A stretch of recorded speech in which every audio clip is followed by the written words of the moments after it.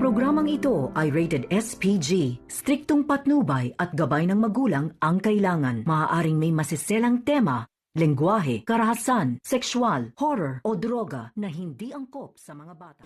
Magandang araw mga kapamilya. Narito naman po tayo sa paborito tang palabas sa akin channel, FPG's Batang Quiapo.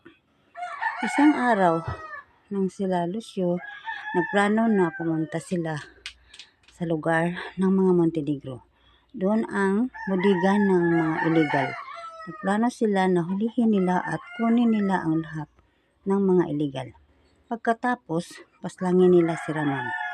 Sa kabilang banda naman, may tao na tumawag kay Colonel Suarez na may tao na buminta kay Don Facundo na diamante. Malaki ang halaga yon, ang sabi ni Sir Suarez. Malaki yun ang halaga. Kapag mahuli ninyo, bibigyan kayo namin ng malaking halaga, Sir Suarez. Ang sabi ni Sir Suarez, oo, hulihin namin. At nang nagkatagpo si Don Facundo at ang tao na nagdala ng diamante at may diamond pa, malaki ang halaga yun, yung diamond. At nagpunta na sila na magbabayad na si Facundo sa mga diamante. May dumating na mga armado at hinul up sila at nakuha nila tanggol ang mga diamante at nagkabarilan sila si Ramon.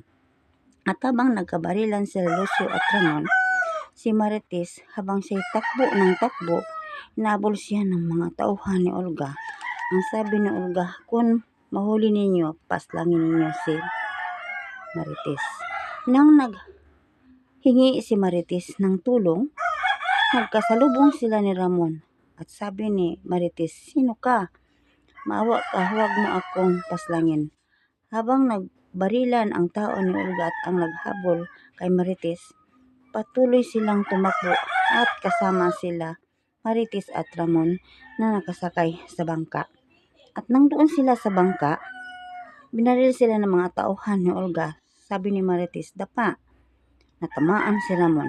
Ang sabi ng mga tauhan ni Olga, wala namin mahuli si Marites. May tao na lumaban sa kanya. At nang dumating sila Ramon at Marites sa mga Montenegro, ang sabi ni Ramon, salamat na niligtas mo ako, Marites. Ikaw yung babae na hindi ko napigilan ang sarili ko. Nakagawa ako ng kasalanan sa iyo. Sinampal siya ni Marites. Hayop ka. Hanggang ngayon, nagtitiis ako sa buhay ko.